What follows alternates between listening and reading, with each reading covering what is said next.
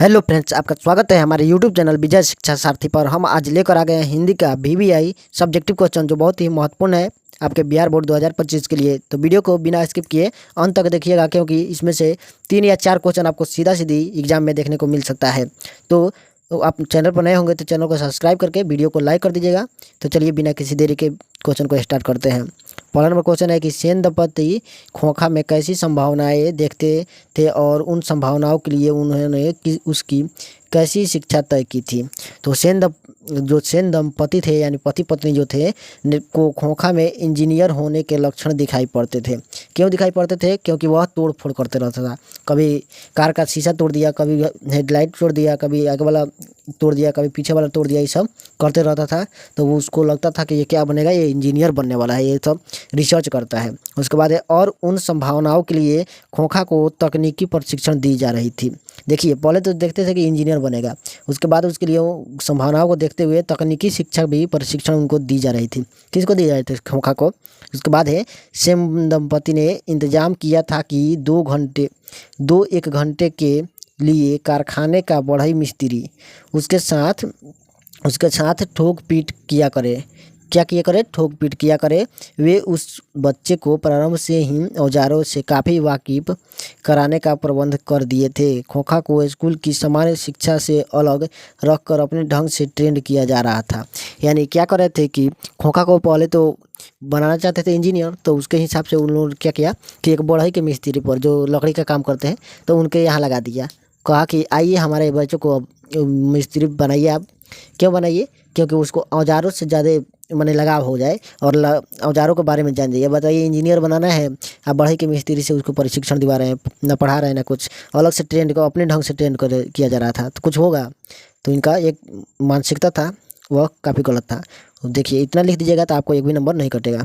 उसके बाद है देवनागरी लिपि में कौन कौन सी भाषाएं लिखी जाती हैं। तो आपको बताना है देवनागरी लिपि में हिंदी की विविध बोलियां, नेपाली और नेवारी एवं मराठी भाषाएं लिखी जाती है। देखिए, जो भी हिंदी की भाषाएं हैं वो क्या क्या लिखी जाती है, तो देवनागरी लिपि में ही लिखा जा रहा है। अभी जो आप देख रहे हैं स्क्रीन पर, ये देवनागरी लिपि में ही लिखा गया है।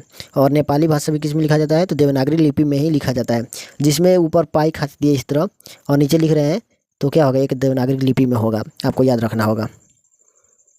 उसके बाद है 3 नंबर क्वेश्चन, क्या करा कि बिस्मिल्लाह खां जब काशी से बाहर प्रदर्शन करते थे तो वह क्या करते थे। तो बिस्मिल्लाह खां पहले तो काशी में प्रदर्शन करते थे, और जब काशी से बाहर जाते थे तो क्या करते थे। तो देखिए, बिस्मिल्लाह खां जब काशी से बाहर प्रदर्शन करते थे तब वे विश्वनाथ व बालाजी मंदिर की दिशा की ओर मुँह करके बैठते थे। देखिए, बालाजी भले मुस्लिम थे, लेकिन विश्वनाथ मंदिर और बालाजी के मंदिर की ओर क्या करते थे? मुँह कर कर बैठते थे। उसके बाद थोड़ी देर के लिए उनकी शहनाई का प्याला उस दिशा की ओर घुमा दिया जाता था। यानी कि किसके ओर? तो विश्वनाथ मंदिर और बालाजी मंदिर की तरफ क्या करते थे? बैठ जाते थे। उसके बाद जो प्याला था उसको घुमा देते थे कि इधर से मंदिर की तरफ बजे।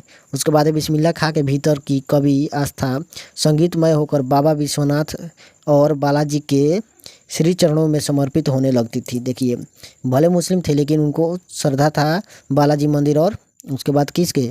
उसके बाद था बालाजी मंदिर और एक था विश्वनाथ मंदिर। इन दोनों के समर्पण के लिए समर्पित था। देखिए, उन श्री चरणों में समर्पित होने लगती थी। उसके बाद है बिस्मिल्लाह खां के लिए इस धरती पर कहीं जन्नत स्वर्ग तो कहीं शहनाई और काशी में। देखिए, बिस्मिल्लाह खां कहते थे कि अगर धरती पर कहीं जन्नत है यानी स्वर्ग है, तो वह कहाँ है? शहनाई और काशी में है। या तो शहनाई में है या काशी में है। यानी कि शहनाई और काशी में जब वो रहते थे तो उनको वही स्वर्ग लगता था। तो चलिए, इतना लिख दीजिएगा तो आपको एक भी नंबर नहीं कटेगा। उसके बाद है कवि नाम कीर्तन। कवि नाम कीर्तन के आगे किन कर्मों की व्यर्थता सिद्ध करते हैं। तो आपको लिखना है, कवि गुरु नानक कहते हैं कि राम नाम कीर्तन ही एकमात्र सुकर्म है और सारे कर्म व्यर्थ हैं। कौन कहते हैं? गुरु नानक कहते हैं कि राम नाम के बिना कुछ नहीं है, सारे काम क्या है? व्यर्थ है, सारे व्यर्थ हैं। सुकर्म क्या है? एकमात्र सुकर्म है राम नाम का कीर्तन करना।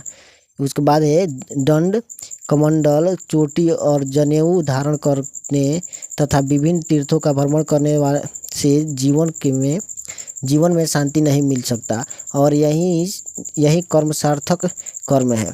यानी कि आपको बताना है। देखिए क्या कर रहा है कि गुरु नानक जो थे वह कहते थे कि राम नाम कीर्तन ही एकमात्र सुकर्म है, यानी कि सबसे अच्छा कर्म है। उसके बाद है सारे कर्म व्यर्थ है, यानी कि राम नाम के बिना जो भी काम करते हैं वह क्या है, व्यर्थ है। उसके बाद दंड कमंडल चोटी और जनेऊ धारण करने तथा विभिन्न तीर्थों का भ्रमण करने से जीवन में शांति नहीं मिल सकता। यानी आप जाते हैं, जितना भी दिखावा करते हैं, जो दंड कमंडल लेकर के जितने भी ये होते हैं पंडित सब या क्या बोलेंगे साधु सब, तो क्या करते हैं, कुछ साधु तो ठीक होते हैं और ज़्यादातर तो अब फर्जी आ रहा है। क्या करता है कि चोटी बढ़ा ले रहा है, जनेऊ धारण कर लिया, कपड़ा पहन लिया, उसके बाद क्या करता है, भीख मांगने लगता है अपने। उसके बाद वो जो भी मिलता है उसको बेच देता है ले जाकर और दारू पी जाता है। तो वैसा नहीं करना है, केवल ना राम नाम का कीर्तन करना ही उनको सुकर्म मानते थे। उसके बाद यही सार्थक कर्म था।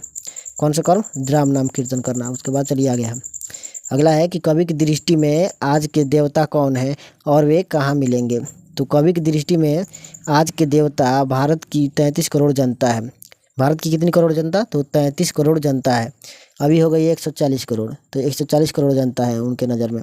उसके बाद है भारत के जनतंत्र का देवता कहीं सड़कों पर गिट्टी तोड़ता नजर आ जाएगा, वह देवता खेतों खलिहानों में भी मिल सकता है।